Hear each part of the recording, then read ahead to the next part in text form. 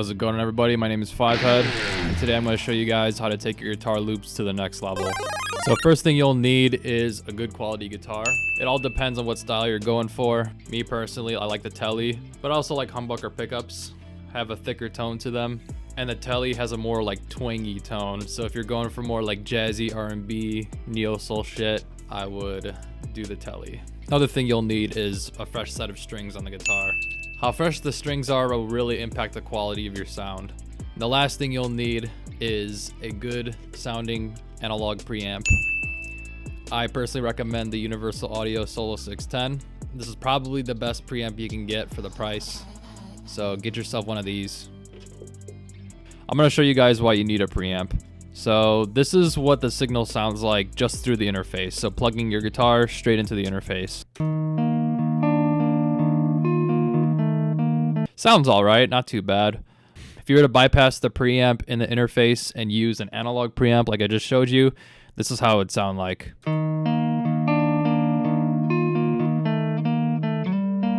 As you can hear, the quality is significantly improved. So go get yourself a preamp. Now I have pre-recorded tracks over here, but when you're starting to record, I'd recommend throwing on the CLA guitars. It's a compressor and an amp sim. You can use whatever amp sim you like. I personally recommend the Diesel VH4 by Brainworks, but you could choose whatever amp sim you like. There's Guitar Rig 5, Bias Effects, all sorts, but me personally, I'm going with this today. If you don't have CLA guitars, you could just use any compressor, Fruity compressor, Fruity multiband compressor. So this is the riff.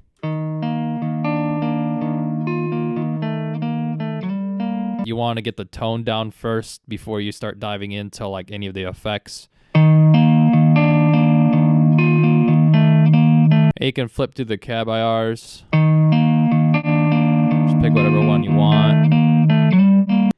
I personally like the 29, but it's still not there yet. It still sounds kind of dry and empty and lifeless, so gotta add more to it. And one thing I will highly recommend to add more to this is double tracking. Double tracking is basically you record this riff, I got this riff over here, and then you track it again. So you have two tracks, and you do one left ear and you pan it, one left, one right. So we're gonna do exactly that. This is gonna be the left, the other track's gonna be the right.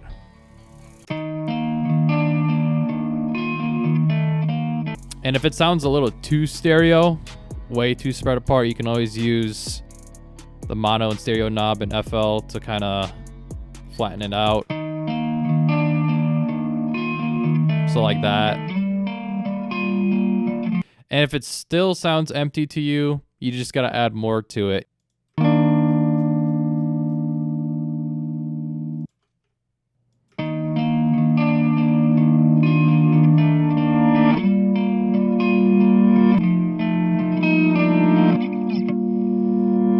We got this crazy reverse effect going on.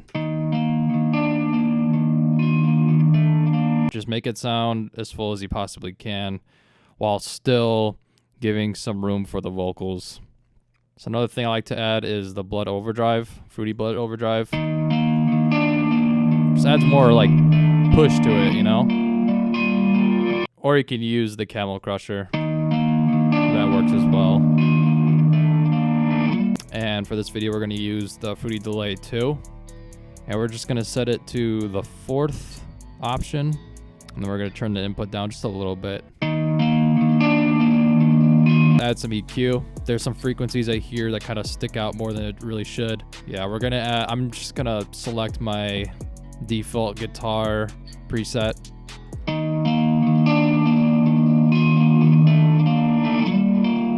Scooped it because that's where most of the mud is. I increase some of the mid-range over here and then boost the high end. And I do some cuts over here because, you know, when you're making beats and adding 808s, you don't want any yucky low end or anything.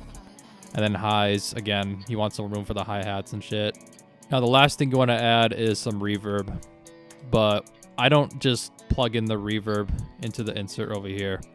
What you want to do is create a separate channel for reverb and then add whatever reverb you want. So for this video, I'm going to be using the Valhalla Room. Choose a preset you like. I personally like the Clear Hall Long. You can't hear it yet, so what you got to do is take your guitar. I don't know what the fucking thing is called. Select the guitar channel, right click, go to route to this track. Then you could just tweak the reverb settings to your liking. So we pretty much turn this into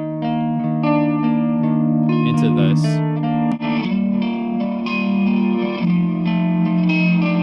You could adjust the pitch. Not only does this option change your pitch, but also kind of add something new to your tone.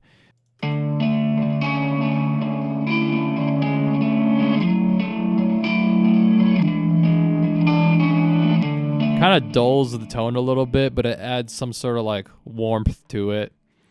So that's pretty much how I personally go about making guitar loops. I hope this video was useful. Hopefully you guys can I hope this video helps. So make sure to subscribe to Cash Global, and yeah, see ya.